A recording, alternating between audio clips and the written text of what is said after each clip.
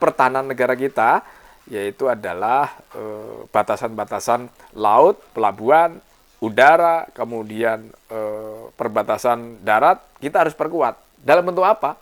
Saya kira bentuk karantina menjadi yang cukup efektif melawan gempuran masuknya varian baru maupun orang-orang yang terpapar dari negara asal untuk masuk Indonesia, baik warga negara asing maupun negara kita yang akan pulang kampung. Dengan cara apa? Tadi saya kira karantina menjadi hal yang sangat urgent, sangat pokok untuk kita tentukan bagaimana agar kita bisa halo. Nah, untuk itu kita butuh kerjasama baik para petugas di lapangan untuk benar-benar memastikan bahwa yang akan masuk ke Indonesia harus kita benar-benar pastikan karantina.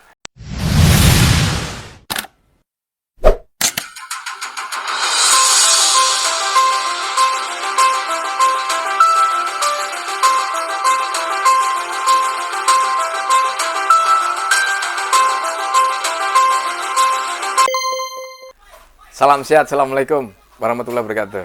Apa kabar teman-teman sekalian? Hari ini kita mendapatkan informasi yang begitu luar biasa ya, terkait dengan varian baru. Telah ditemukannya varian yang menjadi sangat concern dan perhatian utama dari WHO. Varian baru yang ditemukannya di Afrika. Sangat cepat proses penularannya, bahkan lebih cepat dari varian pertama ketika ditemukannya di Wuhan. Bahkan teman-teman sekalian, bisa lebih cepat dari Delta. Oh, no. Kalau ada pengamat epidemiolog menyatakan bahwa varian Delta yang begitu masif di Indonesia itu lebih 100% dari ditemukannya dari awal. Sedangkan Unicum atau yang ditemukan di Afrika Selatan itu bahkan bisa lebih dari 500%. Nah, tentu ini sangat mengkhawatirkan dan menjadi perhatian dari WHO, dan semua negara pasti akan menjadi rujukan ya, untuk jadi rujukan ya, apa yang disampaikan oleh WHO itu. Nah, terhadap temuan itu, sekarang bagaimana kita menyikapi? Bagaimana kita bersikap terhadap varian baru itu?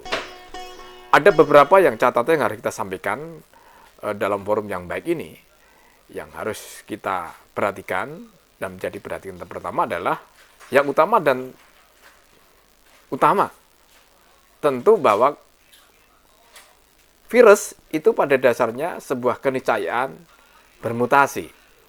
Baik mutasi itu menjadi semakin lemah atau juga bermutasi menjadi yang lebih cepat bahkan juga lebih berbahaya.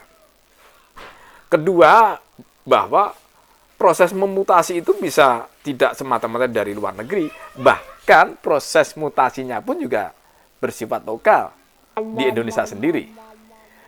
Termasuk ketika dimutasi yang ada di Indonesia ini juga saya kira bisa lebih lemah, bisa lebih cepat, bahkan lebih serius. Oh, no. Nah, terhadap kenyataan ini tentu kita bagaimana menyikapi, karena bisa datang dari luar negeri, bahkan juga di lokal kita yang semakin bahaya maupun semakin lemah. Nah, untuk itu meskipun WHO juga belum menyampaikan pandangan bahwa telah ditemukannya varian baru ini mengharuskan setiap negara untuk menutup pintu terhadap negara-negara termasuk di Afrika, namun adalah bagaimana dari sisi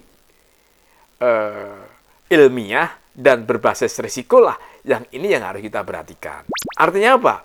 Berbasis risiko itu tentu pertama kita tidak perlu panik ya, karena itu sebuah keniscayaan bahwa COVID pada khususnya dan pada umumnya itu virus itu ada bermutasi. Berbasis risiko itu ya saya kira bagaimana agar kita menggunakan rekomendasi WHO, dan semua para ahli juga menyampaikan perubahan perilaku yang harus kita kedepankan. Dalam hal ini 3M. Memakai masker, menjaga jarak, mencuci tangan yang harus kita gelurakan. Ditambah juga bagaimana agar kita membatasi gerakan, membatasi perilaku kita, membatasi kita dari kerumunan, mengurangi mobilitas, itu menjadi salah satu yang paling efektif terhadap apapun variannya. Dan yang berikutnya saya kira adalah bagaimana kita program vaksinasi yang harus kita gulirkan dan kita masifkan berbasiskan ilmiah otomatis. Karena pada dasarnya berdasarkan para ahli bahwa vaksinasi itu menjadi saat ini sudah membuat efektif kita melawan COVID-19. Apapun apapun vaksinasinya. Jadi saya kira itu yang menjadi yang concern kita semua. Apapun karena sudah menjadi karakteristik dari virus, saya kira sekali lagi kita tidak perlu panik dan kita tidak perlu terlalu membuat menjadi seolah-olah menjadi warga kita takut. Tidak perlu, tetapi apa yang disampaikan oleh pemerintah, apa yang disampaikan oleh para epidemiolog, kemudian WHO, itu tadi 3T, kemudian perubahan perilaku 3M, kemudian bagaimana program vaksinasi bisa berjalan efektif, resiko maupun dari sisi ilmiahnya.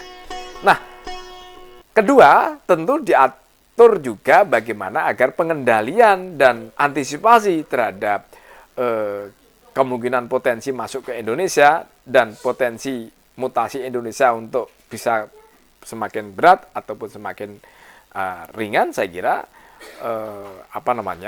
pintu-pintu masuk perbatasan kita juga harus kita perkuat ya.